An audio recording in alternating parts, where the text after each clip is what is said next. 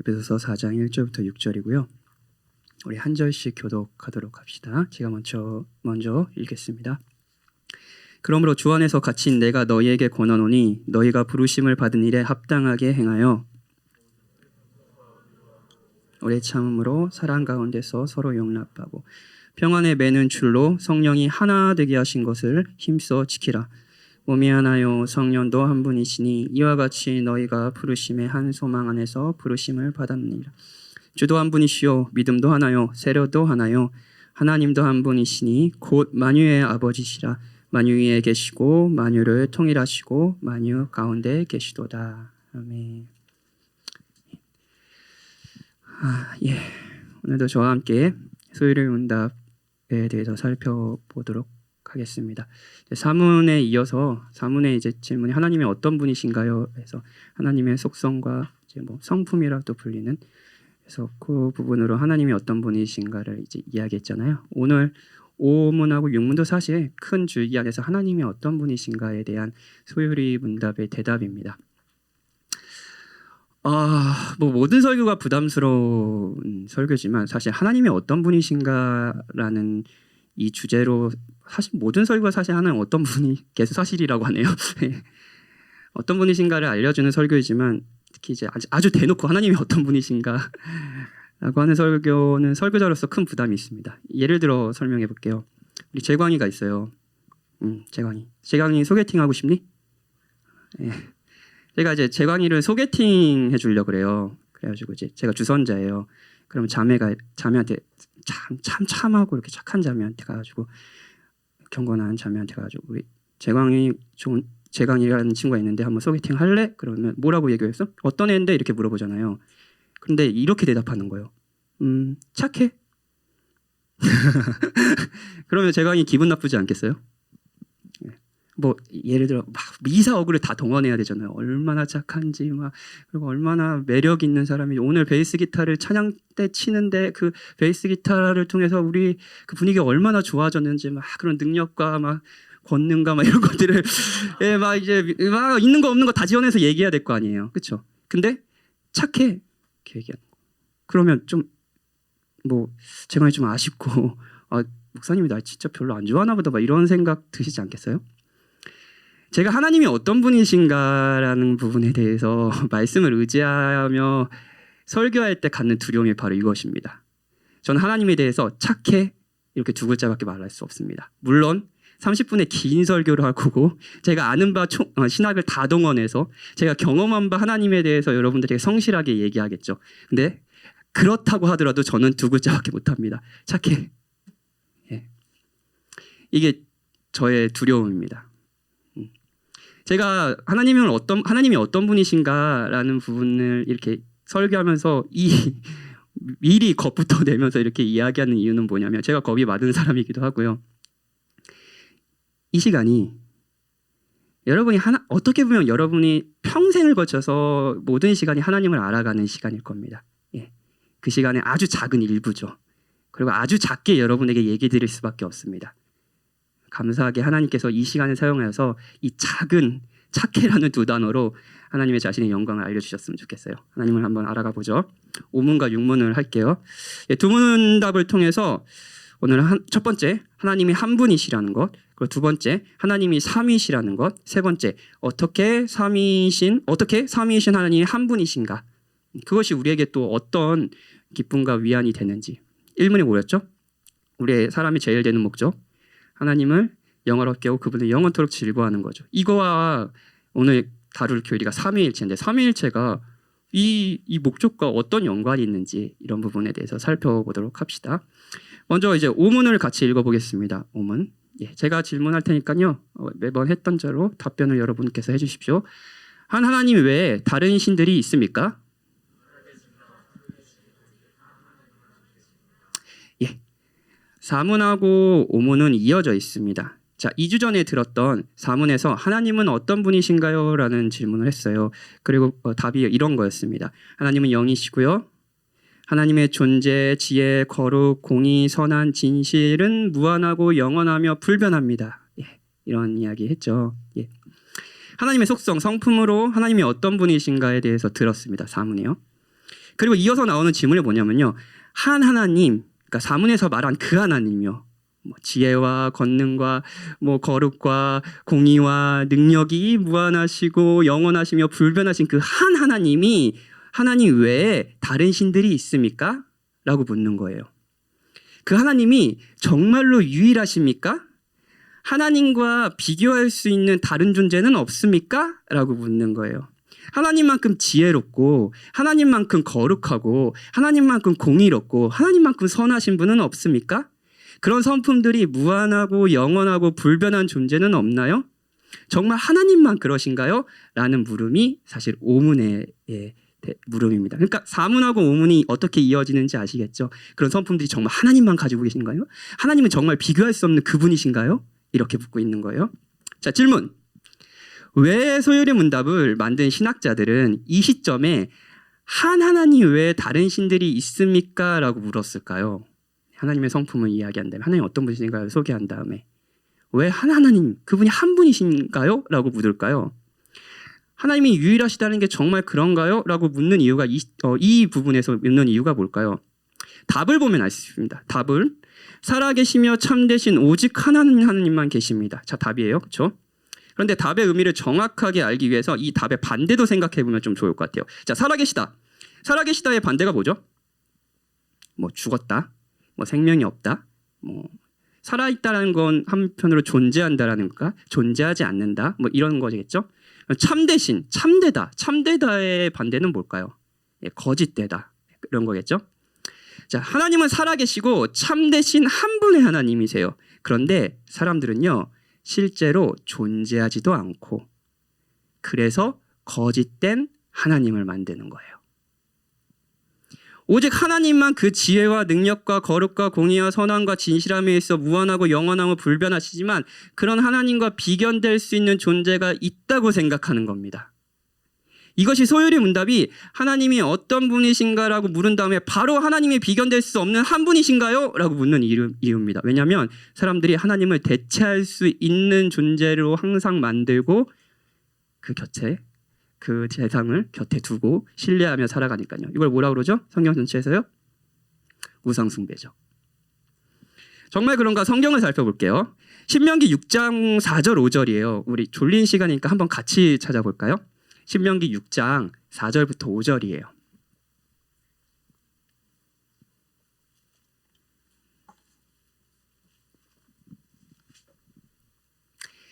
예, 우리 찾으셨으면 다 같이 읽어봅시다. 시작. 이스라엘아 들으라. 우리 하나님 여호와는 오직 유일한 하나님이시니 너는 마음을 다하고 뜻을 다하고 힘을 다하여 내 하나님 여호와를 사랑하라. 되게 유명한 말씀이죠. 신명기, 이 방금 읽은 신명기는요, 이스라엘 백성이 약속의 땅 가나안에 들어가기 전에 마지막으로 모세가 한 설교집입니다. 모세는 이제 가나안 땅에 들어가지 못했잖아요. 그러니까 이걸 뭐 고별 설교라고 부르기도 하거든요. 그러니까 마지막으로 그 자신이 평생을 거쳐서 이렇게 긴 시간 동안 민족의 지도자로서 이 백성을 인도한 사람으로서 이제 그 사람들을 2세들을 이렇게 교육하는 설교입니다. 그런데 모세는 너희들이 섬긴 하나님이 오직 유일한 딱 한 분이신 하나님이라고 얘기해요. 왜 그럴까요? 왜 마지막 고별 설교에 아브라함이래요. 우리 모세는 이걸 강조하고 있을까요? 앞으로 이스라엘 백성이 들어갈 가나안 땅에는 수많은 우상들이 있기 때문입니다. 번영, 풍요를 위해서 하나님처럼 섬기는 존재하지도 않지만 거짓된 신들이 가나안 땅에 실제로 있는 거예요. 그러니까 모세가 이렇게 강조하는 거죠. 우리 하나님 여호와는 오직 유일한 여호와시다. 가나안 민족은 그들이 만든 신, 존재하지도 않고 거짓된 신을 하나님으로 대체하고 섬기지만 그 신은 살아있지도 않고 거짓됐다. 하나님만이 살아계시고 참되신 하나님이다. 그러니 너희는 그 하나님을 섬겨야 된다. 라고 강조하는 거죠. 그러니까 어떤 위협 가운데 이 강조가 있는 건지 아시겠나요? 우상숭배라는 위협이 존재하기 때문에 하나님이 유일하시다라는 걸 강조하는 거예요. 이런 면에서 여러분 잘 들어주세요. 불신앙, 신앙이 없다는 것은요, 다른 것이 아니라 하나님을 다른 것으로 대체할 수 있다라는 신념입니다. 다시 한번 말씀드릴게요. 불신앙은요, 하나님을요, 다른 것으로 대체할 수 있다라는 신념이에요. 하나님이 유일하시지 않다라는 신념입니다. 하나님과 같은 지혜가 있고요. 하나님과 같은 능력이 있고요. 하나님과 같이 선하시며 진실한 존재가 있다는 믿음이 불신앙입니다. 여러분과 제가 우리 거의 대다수가 이제 신앙생활을 하시고 올해 이제 신앙 고백 이런 부분들을 공부하신 분들은 하나님이 한 분이시지라는 고백을 여러분들 당연하다고 생각할 겁니다. 하나님 한 분이시지, 하나님만이 참 하나님이시지, 이런 생각 다 하시죠. 라고 고백하지만 우리의 행복과 기쁨, 유익과 만족을 위해, 여러분들 미래의 안전을 위해 하나님을 대체하는 어떤 것을 의지하고 있다면 사실 우리는 하나님이 한 분이라고 생각하지 않는 거예요. 말뿐이죠. 하나님을 영화롭게 하고 그분을 영원토록 즐거워하는 것이 사람의 그냥 목적이 아니라 무슨 목적이라 그랬죠? 제일 되는 목적. 더 이상 왜라고 묻지 않아도 될 목적. 가장 모든 목적을 지배하는 상위에 있는 목적이라고 그랬죠. 그 목적인 이유는 뭐냐면 하나님이 한 분이시기 때문입니다. 만약 하나님이 비견될 수 있는 존재가 있다면 하나님을 기뻐하는 건 제일 되는 목적이 될 수 없습니다. 그렇죠? 다른 존재도 있으니까요. 근데 하나님 비견될 수 없는 분이세요. 그렇기에 이거는 하나님을 기뻐하는 건 제일 되는 목적입니다. 하나님은 영이시며 존재, 지혜, 거룩, 공의, 선함, 진실은 무한하고 영원함을 불변하십니다. 그리고 사람들은 이런 하나님을 존재하지도 않는 거짓된 우상들로 대체하려고 하지만 하나님은 살아계시며 참되신 하나님입니다. 1문답, 아까 다시 말했지만 1문답은 소요리 문답 전체를 방향을 제시하는 질문이라고 했어요. 하나님이 정말 영원토록 기뻐할 만한 분이십니까? 5문답은 맞아요. 하나님이 그런 분이세요. 이게 제일 되는 목적이에요. 라고 얘기해요. 왜냐하면 하나님은 대체할 수 없는 유일한 분, 살아계시고 참되신 한 하나님이기 때문입니다. 이것이 5문의 내용이에요. 그런데 소요리 문답은 하나님이 어떤 분인가, 유일하다라고 설명하는 것에서 멈추지 않고 하나님이 어떤 분이신가에 대해서 계속 설명합니다. 6문이에요. 한번 같이 또 읽어볼게요. 넘겨주세요. 예, 제가 문을 읽으면 여러분이 답을 읽어주시면 됩니다. 하나님의 신격에는 몇 위가 계십니까?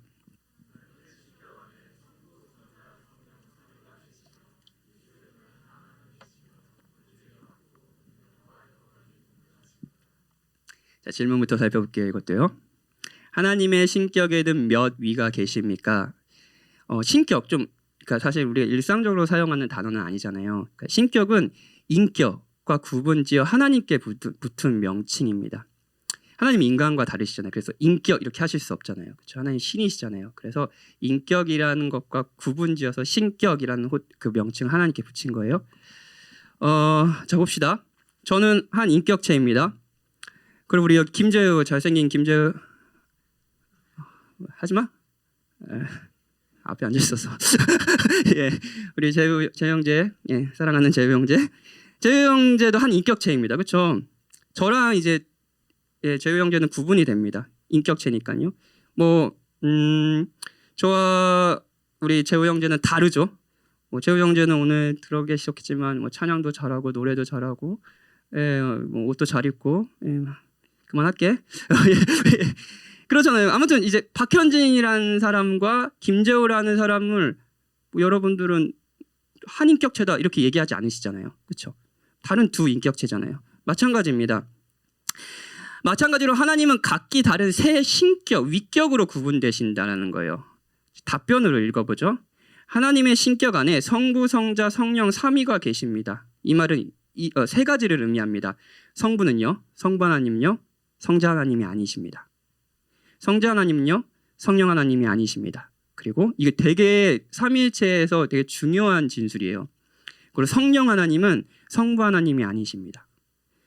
각기 다른 위격과 위격을 가지시고 우리 삼위는 구분되십니다. 마치 저와 재호가 다른 것처럼요. 다른 인격체인 것처럼요. 삼위 하나님을 잘 보여주는 장면이 예수님이 세례를 받는 장면이에요.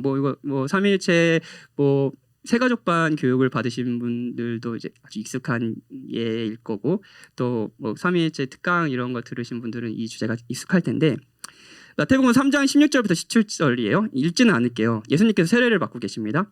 그렇죠? 세례를 받고 계세요. 그리고 성부 하나님은 어떻게 하고 계시죠?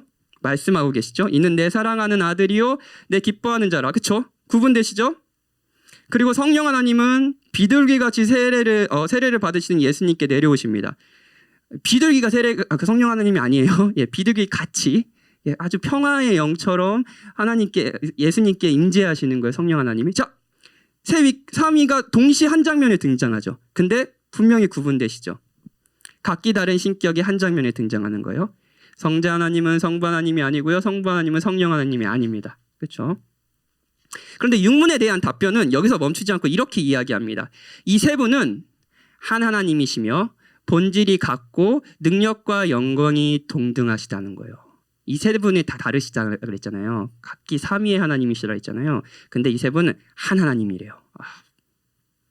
그리고 성부도 대체할 수 없는 완전한 하나님, 유일하시고 완전한 하나님이시고요. 성자 하나님도 대체할 수 없는 유일한 완전한 하나님이시고요. 성령 하나님도 대체할 수 없는 유일한 완전한 하나님이십니다. 본질은 같고요. 성부, 성자, 성령 하나님의 능력과 영광은 동등하십니다. 세 분 모두 우리가 예배를 드려야 될, 찬양하고 높임을 받아야 될 유일한 하나님이신 거예요. 자, 이게 뭐야? 이런 생각이 드시죠? 예, 자, 어려운 결이에요. 하나님은 삼위로 구분되십니다.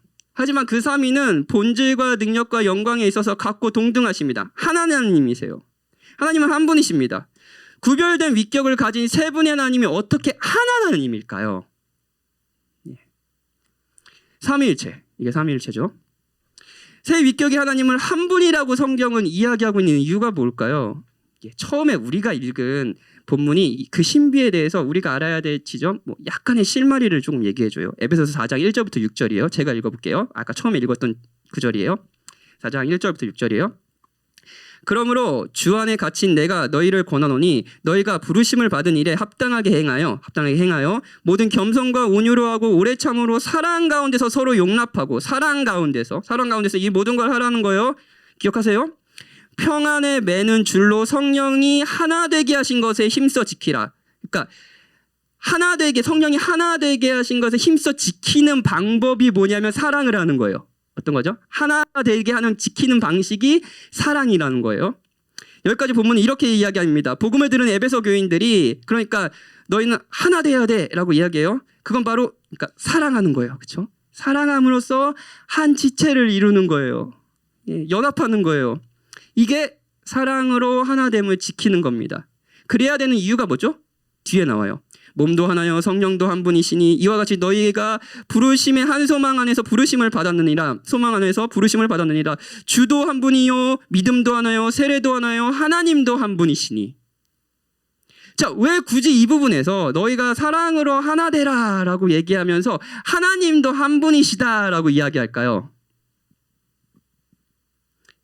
여기에서 삼위 하나님이 하나라고 말하는 실마리를 얻을 수 있습니다. 우리가 사랑함으로 하나 되고 하나됨을 지키잖아요. 마찬가지로 삼위 하나님도 우리가 그렇게 사랑함으로 하나됨을 지켜야 되는 이유가 뭐냐면 하나님이 한 분이시기 때문이에요. 삼위 하나님이 그렇게 서로 온전하고 흠없는 사랑으로 완전한 연합을 이루고 계시기 때문입니다. 우리가 상상할 수도 없는 방식으로 완전한 연합을 이루고 계시기 때문이에요. 이것이 성경 전체가 삼위로 존재하시지만 하나님이 한 분이라고 말하는 이유입니다. 삼위 하나님의 각각의 호칭을 살펴보면 방금 이 관계가 이 사실이 명확해집니다.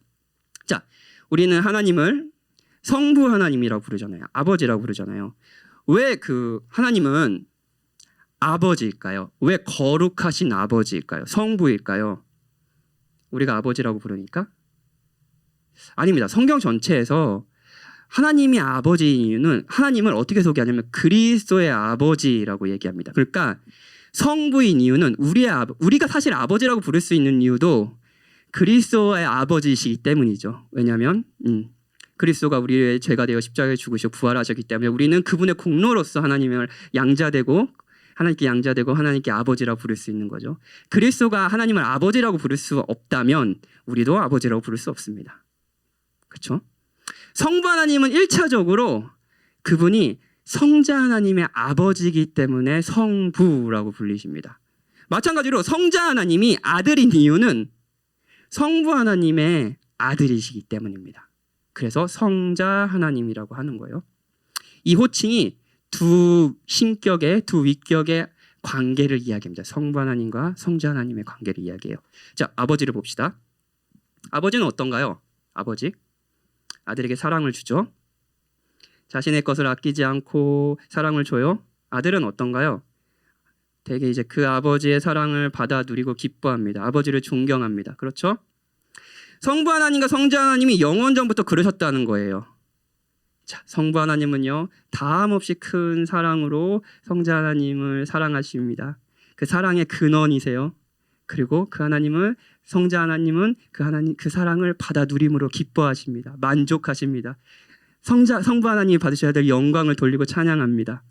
이게 성부 하나님과 성자 하나님의 관계입니다. 영원 전부터 그러셨다는 거예요.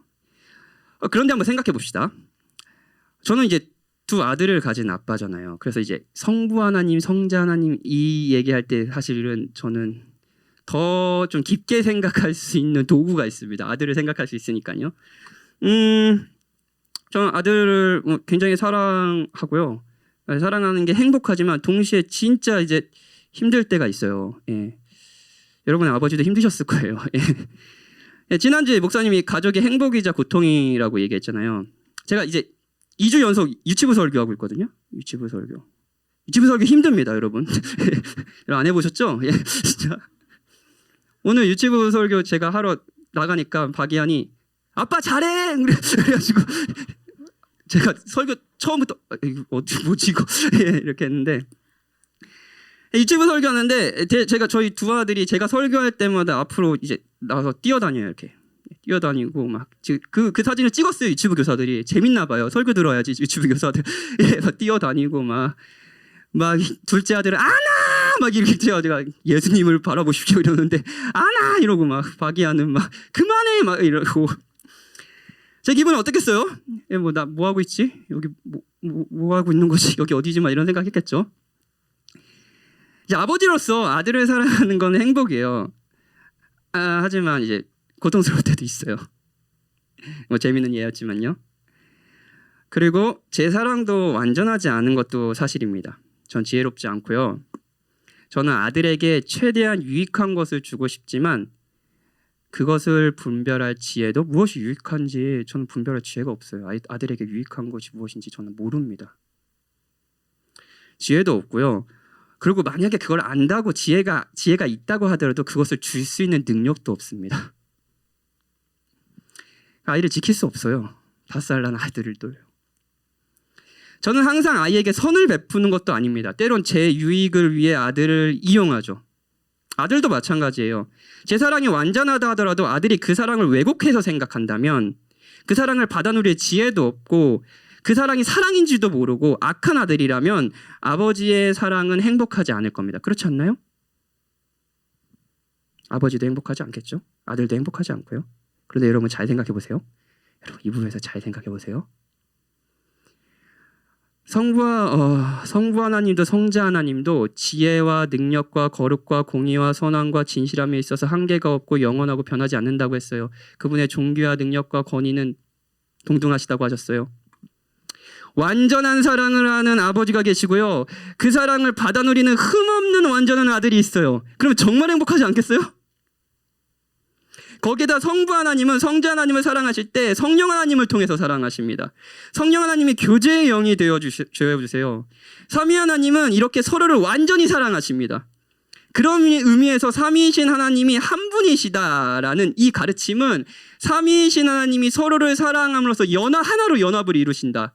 하나님은 정말로 행복한 분이시다라는 것을 우리에게 가르치는 거예요. 하나님이 정말로 복되신 분, 행복한 분이시라는 걸 가르치는 교리가 삼위일체예요. 자, 이것이 우리에게 기쁨이 되는 이유를 살펴보고 설교를 마칠게요. 왜 이 교리가 우리에게 기쁨이 될까요? 왜 그분은 영원토록 기뻐하는 것이 우리의 제일 되는 목적이라고 말할 수 있을까요? 전 존 팔보 목사님의 말을 인용하고 싶어요. 하나님의 기쁨이란 책에 나온 구절이에요. 누구도 불행한 하나님과 영원이라는 시간을 보내고 싶어 하진 않을 겁니다. 아니, 영원히 살아야 되잖아요. 하나님과. 근데 하나님 불행하신 거예요. 만약 하나님께서 불행하신 분이라면 복음의 목적 역시 행복일 수 없다는 것이고, 따라서 결국 기쁜 소식도 복음도 없다는 것이지요. 그러나 사실 예수께서는 우리에게 내 주인의 즐거움에 참여할지어다라고 말씀하시며 행복한 하나님과 영원의 시간을 보내도록 초청하십니다. 여러분이 오늘 점심 식사 맛있게 하셨어요? 잠깐 이제 뭐 식당에 이제 밥을 먹으러 갔어요. 근데 종업원이 불행한 거예요. 오늘 되게 불행한 사람이라고 생각해봐요. 식당에 들어가면 잠깐 여러분이 불쾌할 수는 있습니다. 그런데 그렇게 여러분의 인생에 큰 영향을 주지는 않을 거예요. 그렇죠? 왜 그래요? 아, 기분 나쁘죠. 잠깐 한 1시간 기분 나쁘죠. 그런데 그 식당 안 가면 되잖아요. 그렇죠? 자, 만약 여러분의 목자, 제가 박현진 목사가 불행한 사람이라면 여러분은 약간은 영향은 있을 겁니다. 저를 사랑하시는 분들은 안타까워하면서 기도하고 계속 복음을 저에게도 이야기해 주시겠죠. 근데 또 어떤 분들은 다른 대체자들이 있으니까, 교회에 뭐 여러 목회자들이, 다른 저 말고도 교역자들이 있잖아요. 행복한 교역자들한테 영향을 받으려고 찾아갈 수도 있죠. 그리고 더 나아서 우리 시간교회 교역자들은 모두 불행해라는 판단이 든다면 다른 교회를 찾아 나설 수도 있을 겁니다. 불행한 일이지만요. 제가 불행하다면 여러분은 약간의 영향은 있겠지만 크게 여기지 않을 수도 있습니다. 그렇죠? 근데 여러분의 남편이 불행하다면요? 혹은 여러분의 자녀가 불행하다면요? 혹은 여러분의 부모, 아버지, 어머니가 불행하다면요? 그렇다면 여러분도 불행하지 않겠습니까? 그 영향력이 여러분의 삶을 지배할 정도의 큰 영향이 있지 않겠습니까? 그 불행은 피할 수 없을 겁니다. 왜냐하면 이 사람들을 피할 수 없으니까요. 이 사람들과 같이 공유하는 삶이 너무 많기 때문에. 여러분의 삶에 너무나 깊숙이 들어와 있고 절대적인 영향을 미치니까요. 아버지가 너무 불행해요. 근데 나 이제 아버지 없는 삶을 살아갈 거야 라고 아버지를 멀리 떨어지는 선택을 한다 하더라도 여러분 그 영향을 계속 받을 겁니다. 저는 제가 사랑하는 형제 자매들 중에 이 고통으로 꽤 오랜 시간을 힘들어하고 있는 분들이 계시다는 걸 알고 있습니다. 그런데 여러분 하나님은 여러분의 아버지 같지도 않으십니다. 여러분의 배우자 같지도 않으십니다. 여러분의 남자친구, 여자친구 같지도 않습니다. 그리고 여러분 같지도 않으십니다. 여러분의 가족이, 배우자가 행복하다고 생각해 보세요. 심지어 여러분이 우울할 때 우리는 언제나 그럴 수 있는 사람들이잖아요. 그때도 변하지 않고 기쁨과 만족이 되어주는 사람이라고 생각해 보세요. 그 사람들의 기쁨이 단순히 자기 만족이 아니라 여러분의 슬픈 고통도 이해해주고 격려해주고 인생에 대한 깊은 이해가 있는 기쁨이에요. 그럼 여러분 어떠시겠습니까? 행복하지 않겠어요? 그분이 여러분의 남편이고 그분이 여러분이 의지할 수 있는 아버지라면요. 삼위일체 교리가 하나님이 그런 분이라고 이야기해 줍니다.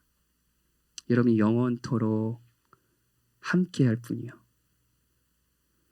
하나님이 영원토록 기쁘고 즐거워할 만한 분이고 그분의 기쁨은 유한하거나 바뀌거나 중지시킬 수 없는 기쁨이라고 말해요. 삼위 하나님은 불타는 열정으로 서로를 만족하고 사랑하시며 세 분이시지만 사랑으로 완전히 한 하나님이 되신 하나님입니다. 여러분의 사랑하는 이들이 한편으로 고통이고 동시에 사랑하기에 회복할 수 없는 고통을 준 존재입니까? 그런데 성경은 여러분이 정말로 영원토록 즐거워할 만한 분이 있다고 이야기합니다. 있어요. 있습니다. 그분이 하나님이십니다. 사랑하는 여러분, 예수님이 자기 백성들의 죄가 되어 십자가로 가시기 전에 영원전부터 완전한 사랑을 주시던 아버지께 기도한 장면이 요한복음 17장에 나옵니다. 그리스도는 왜 우리의 죄가 되어 십자가에 죽으셨을까요? 저는 그리스도의 이 기도를 읽는 것만으로도 충분히 설명된다고 생각합니다. 이 기도 제가 읽을 때 이 기도가 어젯밤에 저에게 그랬던 것처럼 여러분들 큰 울림을 줬으면 좋겠어요. 예수님 십자가에 지기 전에 영원전부터 사랑을 받아 누리던 그 하나님께 하는 기도입니다. 예수님은 이렇게 기도하셨습니다. 아버지여, 아버지께서 내 안에 내가 아버지 안에 있는 것 같이 그들도 다 하나가 되어 우리 안에 있게 하사 세상으로 아버지께서 나를 보내신 것을 믿게 하옵소서. 내게 주신 영광을 내가 그들에게 주었사오니 이는 우리가 하나가 된 것 같이 그들도 하나가 되게 하려 함이니이다. 곧 내가 그들 안에 있고 아버지께서 내 안에 계시어 그들로 온전함을 이루어 하나가 되게 하려 함은 아버지께서 나를 보내신 것과 또 나를 사랑하신 것 같이 그들도 사랑하신 것을 세상으로 알게 하려 함이로소이다. 아버지여, 내게 주신 자도 나 있는 곳에 나와 함께 있어 아버지께서 창세전부터 나를 사랑하심으로 내게 주신 나의 영광을 그들로 보게 하시기를 원하옵나이다.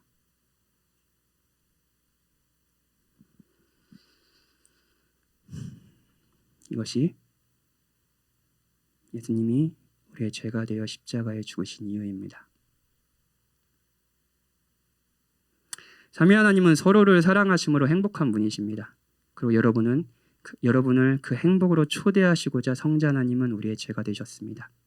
이 사실을 믿는다면, 여러분이 그리스도 안에 있다면, 여러분 이제 하나님을 영원히 기뻐함으로써 영화롭게 하는 삶은, 그 행복한 삶은 여러분 가운데 그리고 저 가운데 시작됐습니다.